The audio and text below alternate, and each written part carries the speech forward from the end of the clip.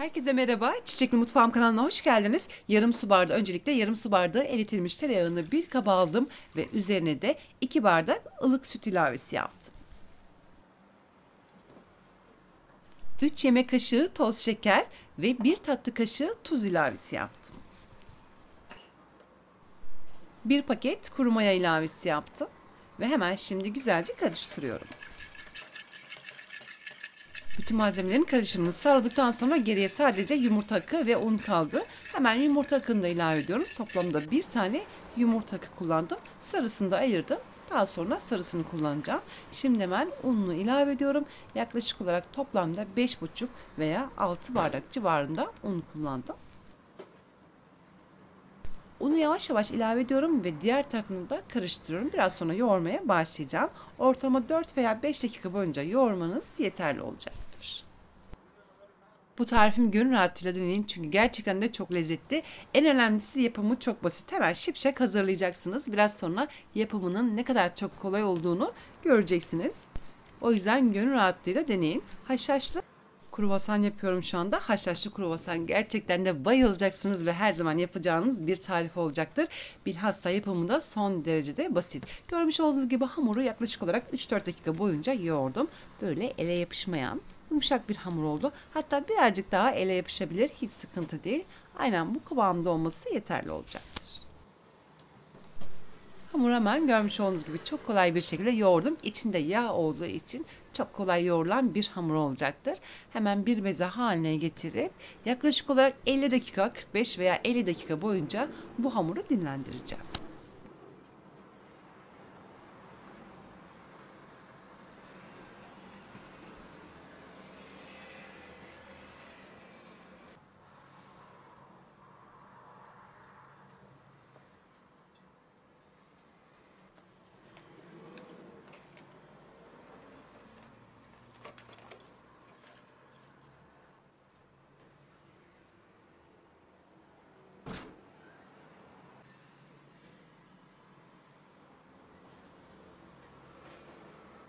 Aradan toplamda 45 veya 50 dakika geçti. Hiç havasını almadan hemen tezgahın üzerine alıp toplamda 12 eşit bezeye ayıracağım. Hemen şipşak yapacağınız bir tariftir. Bilhassa dinlendikçe de lezzetini artıracaktır. Videomun ilerleyen dakikalarında finalde sizlere nasıl muhafaza edeceğinizi anlatacağım. Gerçekten de çok lezzetli. Yiyen herkes çok beğenecek, sizlere garantisini veriyorum.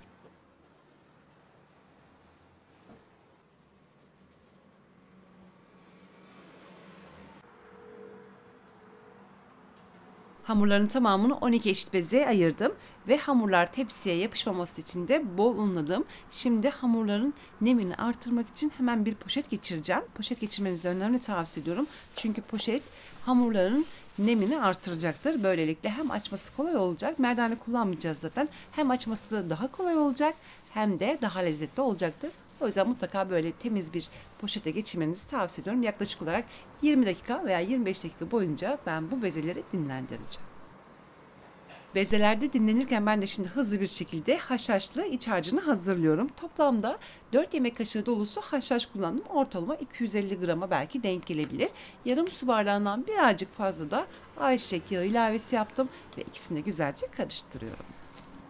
Ve şimdi şekerini ilave ediyorum. Toplamda 3,5 yemek kaşığı toz şeker ilavesi yaptım. İsterseniz bu miktarı birazcık daha azaltabilirsiniz veya da hiç kullanmayabilirsiniz.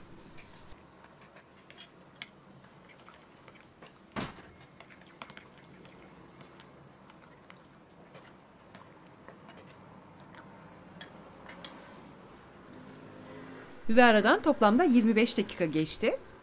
Öncelikle tezgaha birazcık hazırlamış olduğum haşhaş ve yağ karışımından sürdüm. Ardından da bezeyi aldım. Parmaklarımla hafifçe bası uygulayarak servis tabağı, hatta kahvaltı tabağı büyüklüğünde birazcık açacağım. Bu işlemi yapmak son derece kolay. İlk başta tezgahı mutlaka az önce görmüş olduğunuz gibi haşhaştan sürdüm. Haşhaş ve yağ karışımından sürdüm. Böylelikle çok kolay bir şekilde açımını sağladım. Açtıktan sonra kahvaltı tabağı büyüklüğünde açtıktan sonra hemen böyle geniş bir tabağa aldım. Yine tezgahı bir miktar haşhaşlı yağ karışımından sürdüm. Şimdi ikinci bezeyi açıyorum. Böyle bütün bezeleri bu şekilde hazırlayacağım. Sadece 6 tane beze yaptıktan sonra araya bir tane poşet koyacağım ki yapışmasın diye. Çünkü altılı altılı olarak hamurları açacağım. Merdane kullanmadan biraz sonra göreceksiniz ki çok kolay bir şekilde hazırlayacağım. Videom uzun oluyor ama ben çok detaylı anlattığım için aynen bu şekilde benim vermiş olduğum püf noktalara uyarsanız sizler de böyle sonuçlar elde edeceksiniz. Görmüş olduğunuz gibi çok kolay bir şekilde hamurları açıyorum. Tezgaha haşhaşlı yağ sürdüğüm için hemen çok kolay saniyede açılıyor. Biraz sonra zaten detaylı göreceksiniz. Altılı hazırlamış olduğum hamurları da yine bu haşhaş ve yağ karışımı sayesinde sadece saniyeler içerisinde açacağım.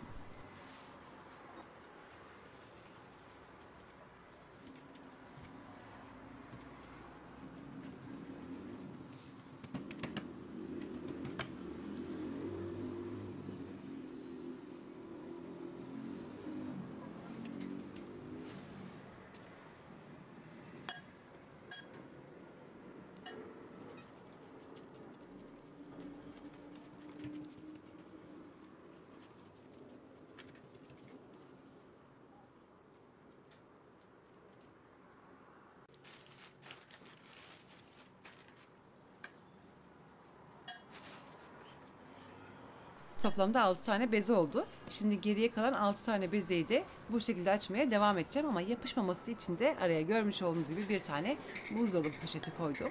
Biraz sonra göreceksiniz çok kolay saniyeler içerisinde bu bezeleri açacağım. Merdane veya oklava kullanmaya gerek kalmadı. Zaten tarifimi bir defa tattıktan sonra çok beğeneceksiniz. Çok kolay. Saniyeler içerisinde yaptığım tariflerden bir tanesidir. Zaten buna benzer bir tarifi de daha önceden yayınlamıştım. İzleyicilerim son derecede beğendi. Videomun sonunda o tarifi de izleyebilirsiniz.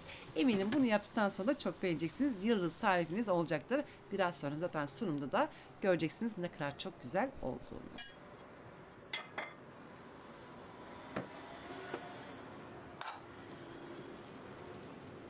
Evet, şimdi artık bezeleri altılı bir şekilde açmaya başlıyorum. Tezgahı görmüş olduğunuz gibi birazcık haşhaş ve yağ karışımından sürdüm ve parmaklarımla hafifçe bası uygulayarak altılı bezeyi bu şekilde açıyorum. Geriye kalan haşhaşı da üstüne sürdüm. Bir miktar daha haşhaş bıraktım çünkü diğer altılı bezeyi açmak için lazım olacak. Ortama bir yemek kaşığı yeterli olacaktır. Bu işlemi yaparken önemli bir püf nokta var. Biraz sonra o püf noktayı ikinci bezede detaylı bir şekilde göstereceğim. Görmüş olduğunuz gibi bezeyi açtım. Bu işlemi sadece 20 veya 25 saniye içerisinde yaptım. Son derece de kolay çünkü altında haşhaşlı yağ var ve bu sayede kolaylıkla da açmış oldum. Hamuru çok fazla yırtmadan açabildiğim yere kadar açtım ve şimdi hemen görmüş olduğunuz gibi böyle keskin bir bıçak yardımıyla kesimini sağlıyorum.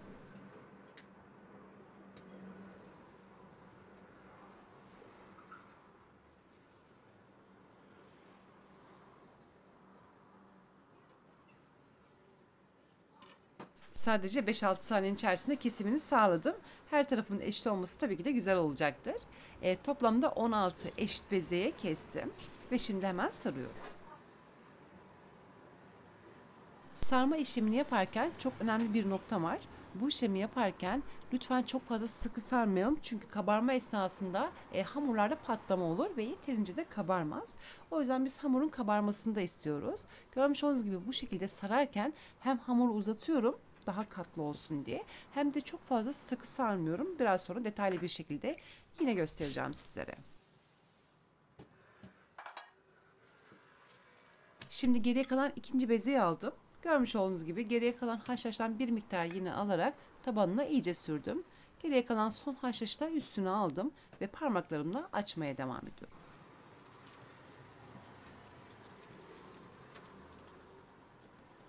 Ve buradaki en önemli püf noktası lütfen bu işlemi yaparken ara sıra hamuru ters çevirelim ki hepsi eşit miktarda eşit bir şekilde büyüsün diye. Bu işlem çok önemlidir.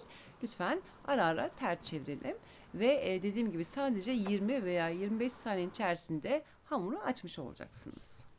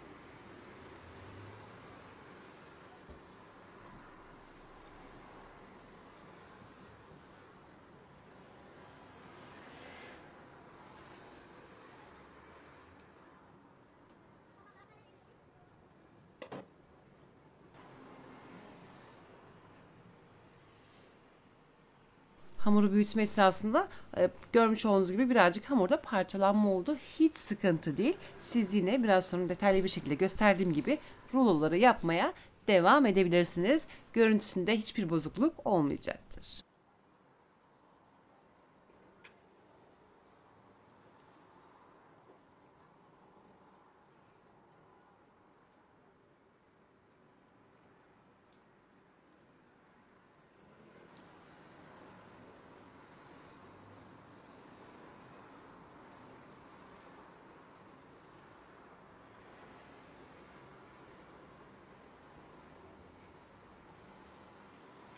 Evet, görmüş olduğunuz gibi sarma işlemi yaparken birazcık da ellerimi de çekiştiriyorum ki daha katmanlı rulolar olsun diye ve de daha lezzetli olsun diye. Görmüş olduğunuz gibi çok fazla sıkı olmadan çok gevşek bir şekilde sardım ve hamuru da uzatabildiğim kadar uzattım. Bu ayrıntıyı zaten dikkatli bir şekilde izlediğinizde eminim atlamayacaksınız. Çünkü burası gerçekten de çok önemli.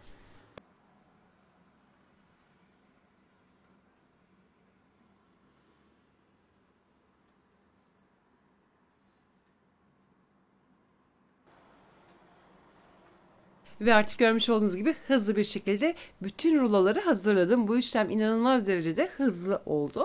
Toplamda 1,5 tepsi çıktı ve şimdi hemen yumurta sarısı sürüyorum.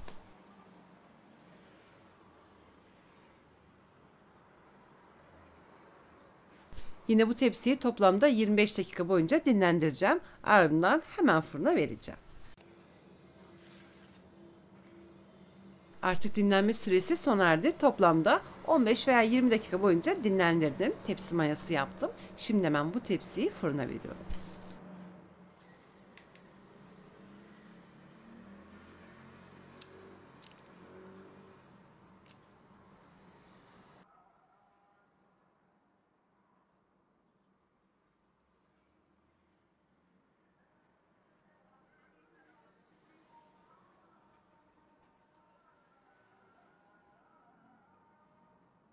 Ve artık tepsiyi fırından çıkarttım. Görmüş olduğunuz gibi böyle nar gibi kızardı. Fırından yeni çıktığı için üzerinde birazcık çıtırlık var.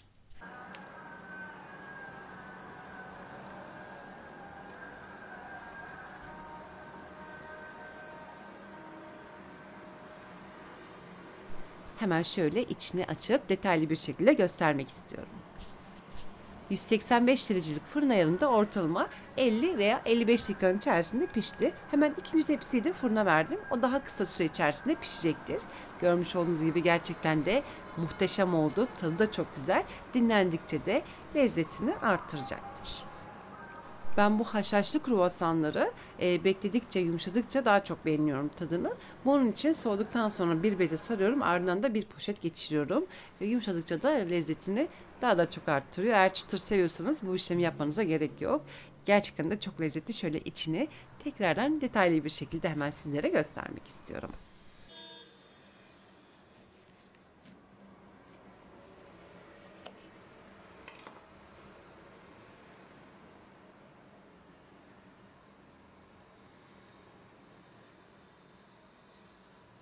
Ve görüntü zaten her şeyi ifade ediyor. Görmüş olduğunuz gibi muhteşem oldu. İçi böyle katmanlı, yumuşacık, asla hamur olmayan bir tariftir.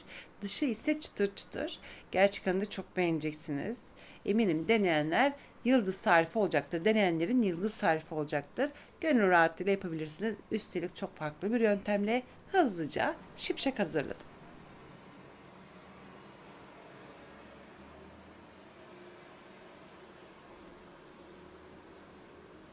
Ve böylelikle bir tarifimin daha sonuna geldik. Umarım bu tarifimi beğenmişsinizdir. Sizlerden gelecek olan mesajları sabırsızlıkla bekleyerek şimdilik vedalaşıyorum. Yarın yeni videomda tekrar görüşmek dileğiyle. Hoşçakalın.